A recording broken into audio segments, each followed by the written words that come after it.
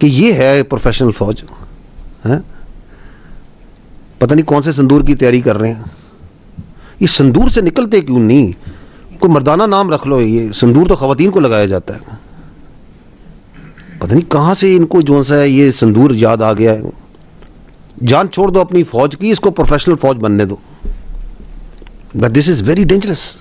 ابھی آپ ان کی یہ سال گزرا ہے, آپ جائیں ان کے ٹی وی چینلز پہ اینڈ یو واچ, وہ ایک لائن سے سرونگ آفیسرز کو یونیفارم میں بٹھا کے جو سا ان کی انٹرویو لے کے وہ مارکہ حق وہ کیا اپنا ویسے صندور جو ان کا ہے اس صندور کے اوپر کہانیاں سنوا رہے ہیں.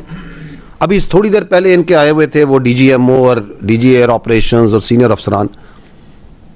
پہلی بات تو یہ کہ یار تمہیں کس نے کہا کہ انگریزی میں بات چیت کر رہے ہو؟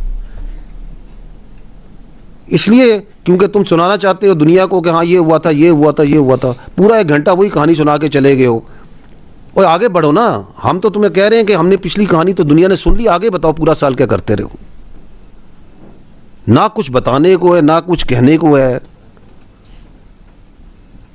اٹ از انفارچونیٹ, بٹ ہمیں افسوس کی بات یہ ہے کہ اللہ تعالیٰ کرے کہ یہ جو پولیٹیسائزیشن ہے اس سے ہمیں جو سا ہے یہ جو politicisation of the Indian military ہے اس کی جو امپلیکیشنز ہیں ان کو جو سا ہے اللہ تعالیٰ اس کو اس ریجن سے اور militarisation of the political thought ہے اسے بچا کے رکھے. اینڈ اسی لیے آپ کو میں نے کہا تھا کہ اس کے اگینسٹ جو اسٹیبلٹی ہے ان دی ریجن وہ کون دے رہا ہے؟ وہ پاکستان دے رہا ہے.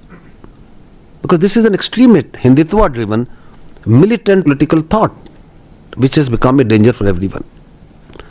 Next, یہ آگے دیکھیے گا. That is the terrorism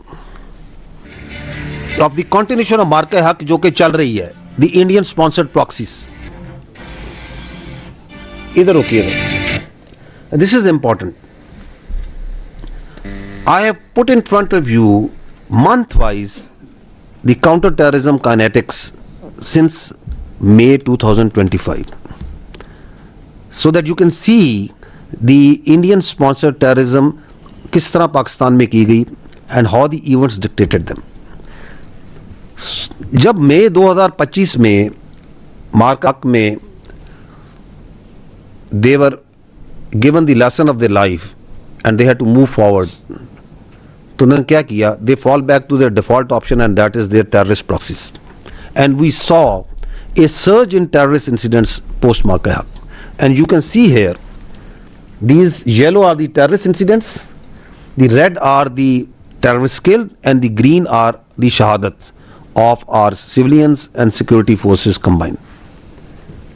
اگر آپ دیکھیں تو یہ اکتوبر کے مہینے تک, کیونکہ اکتوبر از سگنیفیکنٹ, اکتوبر میں ہم نے جو یہ بیس آف آپریشن ہندوستان استعمال کر رہا ہے افغانستان میں جو طالبان کنٹرول رجیم کے زیر تسلط جو علاقے ہیں ان کو, تو ہم نے پہلی بار وہاں پہ ان کو ٹیررسٹ سپورٹ انفراسٹرکچرز جو ہیں ان کو ہٹ کیا.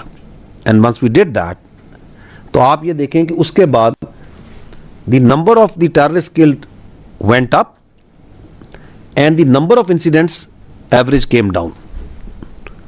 تو تھوڑی بہت سمجھ آنی شروع ہوئی. Because there is a direct link between that base of operation and the terrorism. کیونکہ ہم نے آپ کو بار بار سب کے بات ہے کہ پاکستان میں جو دہشت گردی ہے وہ ہندوستان کے میپ پہ کی جا رہی ہے اور وہ افغانستان بیس آف آپریشن کے طور پہ استعمال ہو رہا ہے. And you saw that once we struck in, we did it in October, اور پھر یہ دوڑتے ہوئے گئے کہ ہم بات کریں, بات چیت کریں, اور وہاں بھی ہم نے بڑا اصولی موقف اختیار کیا کہ آپ نہ کریں فیسیلیٹیٹ ٹیررسٹ کو. آپ ان کے لیڈرز کو آپ نے جگہ دی ہوئی ہے, نہ دیں. آپ یہ ٹیرر کیمپس کو بند کریں. We have no other problem with Afghanistan Taliban control regime. اس کے بعد see the line where the Ghazw al-Haq began. And post Ghazw al-Haq, if you see the number of terrorists killed, where it has gone, 1800 سے اوپر کا number ہے. Are you seeing that? Because a part of this is also in the February. The terrorists جس طرح یہ مارے گئے ہیں اور انسیڈنٹس کیسے کم ہوئے. For the first time اگر آپ دیکھیں the number of incidents is much below the number of terrorists that we are killing each month. The red graph has overtaken the incidents graph,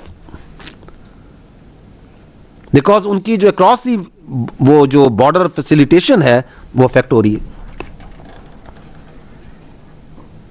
because of the غزو الحق.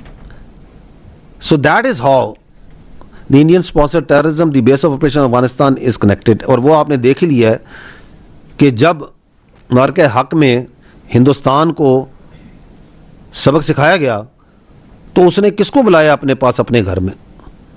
وہ جو so called وزیر خارجہ ہے اس کا افغان طالبان رجیم کا, کہ آؤ یار کچھ ہماری مدد کریں, ہم تمہارے ساتھ بیٹھتے ہیں, بیٹھ کے تو ان سے, بیکاز وہ جو نام نہاد وہاں بیٹھے ہوئے ہیں ان کے بیسٹ فرینڈز تو یہ ہندتوا والے ہیں نا. دیکھے تھی نا اپنے بیسٹ فرینڈز کی دونوں کی تصویریں گلے میں لگتے ہوئے, کلیم کرتے ہیں کہ ہم پتہ نہیں کون سے, کہ ہم اسلام کے بڑے علمبردار ہیں, اور یاری لگائی ہوئی ہے دوز جو کہ ہندتوا کا پرچار, جو ہر قسم کی منارٹیز پہ, ہر قسم کے مسلمان پہ, ہر قسم کا ظلم کرنے میں سب سے آگے پیش ہے. جی آگے چلیے گا.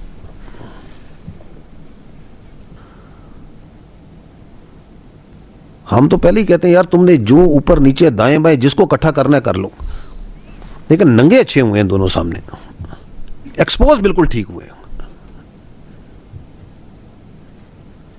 دونوں جو ہے نا. یہ فتنہ ہندوستان والے, اس لیے ہم کہتے ہیں یہ فتنہ کس کا ہے؟ ہندوستان کا. ان کا بلوچیت سے کوئی تعلق نہیں, ان کا پاکستانیت سے کوئی تعلق نہیں ہے, ان کا اسلام سے کوئی تعلق نہیں ہے. کیوں ان کا باپ جو ہے نا, باپ کون ہے یہ دیکھ لیں.